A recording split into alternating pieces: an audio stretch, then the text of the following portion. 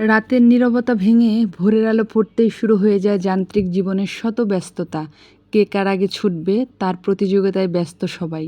যে যার গন্তব্যে ছুটছে জীবনের তাগিদে। যতক্ষণ জীবন আছে ছুটতে তো হবেই, এছাড়া কোনো উপায় নেই। আর এদিকে আমি আমার কাজের জন্য নিজেকে প্রস্তুত করে নিচ্ছি। সকালে ঘুম থেকে উঠেই আমি প্রথমে আমার ব্যালকনিতে আসি। আমার ফুলগুলোকে ছুঁয়ে দেখি। ওদের এই শুভ্র সতেজ রূপ দেখে নিজেও যেন ভেতর থেকে অনেকটাই সতেজ হয়ে যাই।